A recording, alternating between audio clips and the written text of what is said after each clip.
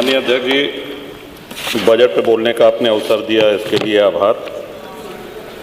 श्रीमान, हमारे सदन की कार्रवाई पूरे देश में और यहाँ तक विदेशों में भी देखी जाती है, लाइव टेलीकास्ट हो रहा है। कुछ बातें यहाँ पे गलत कही गई हैं, सत्य से परे कही गई हैं, और कुछ आधी अधूरी बातें करी गई हैं, जिससे बाहर एक भ्रम और भ्रांति वाली स्थिति भी बनती है।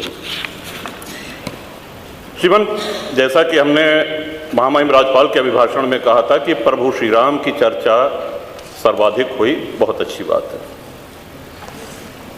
डॉक्टर लोहिया को मानने वाले लोग भी ये मानेंगे कि डॉक्टर लोहिया ने जन सामान्य को भगवान श्री राम के आदर्शों पर चलने की प्रेरणा देने के उद्देश्य से प्रतिवर्ष रामायण मेले का आयोजन किया करते थे। डॉक्टर लोहिया का ही एक ये बयान था कि बाबर, गजनी, गोरी, औरंगजेब लुटेरे थे, रसखान और रहीम हमारे पूर्वज थे। श्रीमान, ये बात यहाँ पे इसलिए कहना आवश्यक हो रही है कि पिछले कई दिनों से हम देख रहे हैं कि माहौल बिगाड़ने का प्रयास हो रहा है। हल्द्वानी तक का उदाहरण दिया गया इस हाउस में। सरकार अपनी जगह पे पूरा प्रयास करती है कि हमारे राज्य में कोई उपद्रव न हो, अशांति न हो, लेकिन कहीं न कहीं एक ये आभास हो रहा है हमको कि माहौल खराब करने का एक प्रयास हो रहा है। बात की गई श्री राम जन्मभूमि की, साक्षात भगवान श्री राम ने अवतार लिया। काशी नगरी जो भगवान शिव के त्रिशूल पे टिकी हुई है, जा सुनाम बल शंकर काशी, देत सबहि संगति अविनाशी, और भगवान श्री कृष्ण की जन्मभूमि। श्रीमान, स्पष्ट है ये दीवाल के ऊपर शिखर तोड़ करके गुंबद बना देने से ये गंगा जमुनी तहजीब नहीं होती। वो हमारा आक्रांताओं द्वारा तोड़ा गया है। और एक और भ्रम फैलाया जा रहा है, जो व्यास जी के गुफा में जो पूजा हो रही है, वो पूजा अनवरत सैकड़ों वर्ष से चलती आ रही है। ये बात बाहर जानी चाहिए श्रीमती। अनवरत सैकड़ों वर्ष से, इस पे सन 93 में स्थानीय प्रशासन ने रोक लगाया, किसी न्यायालय ने रोक नहीं लगाया इसकी पूजा पे। और इस सदन के माध्यम से श्रीमान उन पुजारी को भी हम प्रणाम करेंगे, 31 वर्ष जिन्होंने चाबी संभाल के रखी कि एक न एक दिन ऐसी सरकार आएगी कि ये ताला खुलेगा और इस चाबी की आवश्यकता है।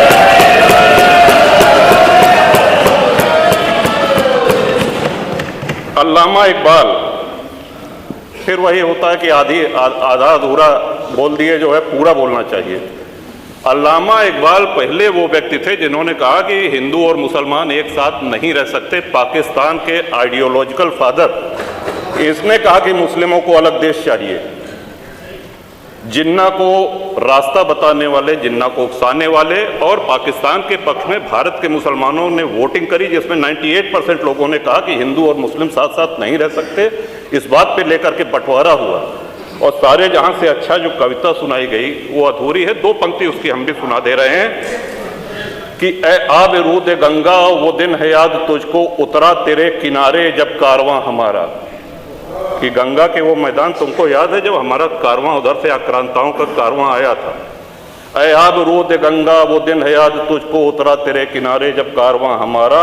चीनो अरब हमारा, हिंदुस्तान हमारा, मुस्लिम है हम, वतन है सारा जहां हमारा।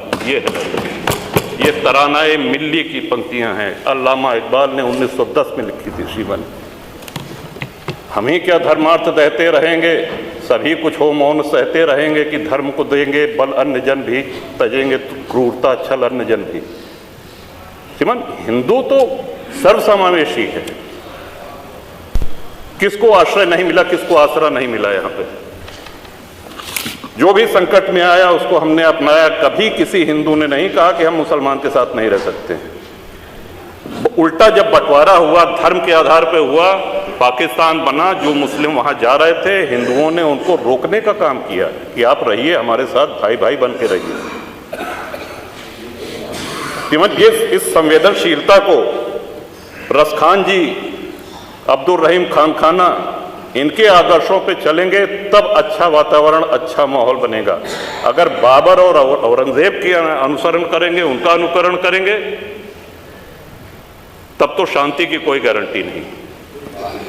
मैं फिर से पुनः बधाई देता हूं, इस बजट का समर्थन करता हूं और माननीय योगी जी की सरकार को बधाई देता हूं।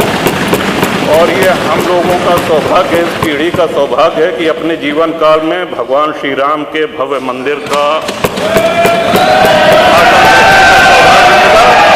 और मेरा ये भी मानना है कि आदि शंकराचार्य के बाद अगर कोई सनातन उत्थान का और हिंदू उत्थान का कार्य कर रहा है तो श्रीमान नरेंद्र मोदी। बहुत बहुत धन्यवाद।